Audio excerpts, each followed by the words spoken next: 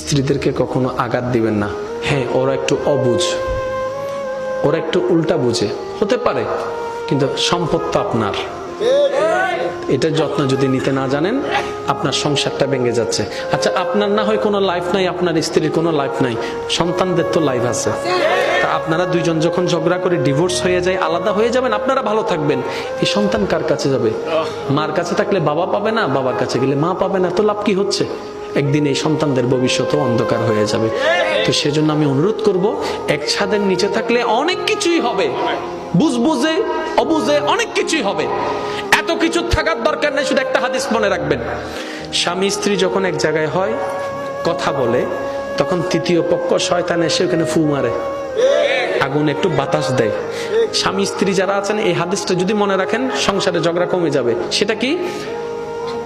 শয়তান সবচেয়ে বেশি খুশি হয় কখন জানেন? যখন স্বামী স্ত্রীর ভিতর ঝগড়া লাগাই দিতে পারে, শয়তান বেশি খুশি হয়। তাহলে আপনি যখন হাদিস এটা আজকে থেকে জানছেন, যখন দেখবেন স্বামী বেশি রেগে গেছে, আপনি চুপ করে থাকবেন, রাগ আসলেও রাগ দেখাবেন না, তখন বলবেন যে শয়তানের রাগ তুলছে, কিন্তু আমি দেখাবো না। স্বামীও এই কথা মনে রাখবেন, যখন বেশি রাগ আসবে, বউকে বকা দেওয়ার ইচ্ছা করবে, আপনি দিবেন না, কারণ রাগটা আপনার নয়, শয়তানে আনাচ্ছে। তো শয়তানের জিনিস আপনি নিবেন কেন? 2টা মিনিট চুপ থাকেন, দেখবেন রাগ এমনিতেই চলে যাবে, সংসার শান্তির হয়ে যাবে। সুবহানাল্লাহ। আর একটু জোরে বলেন না সুবহানাল্লাহ। এবার আপনারা বাস্তব প্রমাণ দেখলে বুঝবেন। আদালতের ডিভোর্স আছে না, কম না বেশি? শুধু বেশি না, বহুত বেশি, ঠিক না? যেদিন কেস আছে, উজুর কলর হওয়ান কেস আছে, দেখো সবাই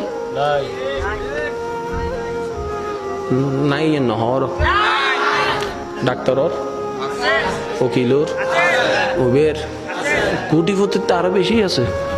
হদ না হদ আই মাইয়া দিন তো কোটিপতিরা হাতে দ বেশি করে দ, কোটিপতিরা হাতে কি আইলে হইলে হাতে যায় কোটিপতিতে ড্যাম কি আর, এটা তোর মাইয়ারে বিয়ে করিব, 5 দিন বাদে আর করে বিয়ে করিব, এদিনে যদি তুই কিছু হইতে যাও, হবে তো তোর মাইয়া তুলে যাও, কেন দিবে এটা লাইন নবী হই দে, টিয়া চাই নদ্দু চরিত্র চাই দ। আর তুই নু বুঝি আর বুঝি দিয়ে হন্ডাতন বেশি বেশি আইব, এখন আর যৌতুক না, হয়তো গিফট। আবার সদুনো তোলা দৈন্য আছে তো, গিয়া উইতেরও পারি মিদি তো মাইয়ারে বহুত কিছু দিয়ে গিয়া, তোমার কিছু ন দে সদু নাই রে, হান ফরা দে আছে না নাই? হান ফোয়ার মাই চিন্তা করে দে, মানছে এর তারা চিরি ফেলে নলইলে কিছু লং ফরিব, এই কিছু লং করতে যাই না মাইয়ের বাবু শেষ। এবার হাদিস শুনুন, আপনার নবী আমার নবী বলছেন, কোন একটা মেয়েকে যদি কোনো প্রকার খরচ ছাড়া কেউ বিবাহের ব্যবস্থা করে দিতে পারে, আমি নবী তার জান্নাতের গ্যারান্টি নিয়ে নিলাম। আপনি ওদিকে না যাবেন যেদিকে আপনার নবী বলেছেন, আপনি ওদিকে কেন যাচ্ছেন যেদিকে শয়তান বলছে? তো সমাজ চলে গেছে, কিন্তু আমি যেতে পারবো না, কারণ আমার কবরে আমাকে একা থাকতে হবে, আমার আল্লাহকে আমার একাই জবাবদিহি করতে হবে। তখন এই সমাজও আসবে না, এই পরিবারও আসবে না, এই আশেপাশের মানুষগুলা বলতে আসবে না। সেজন্য আমার যুবক ভাইরা বলেন, বিয়ের সময় কি কোনো যৌতুক নেওয়া চলবে? আরেকটু জোরে বলেন, যৌতুক নেওয়া চলবে?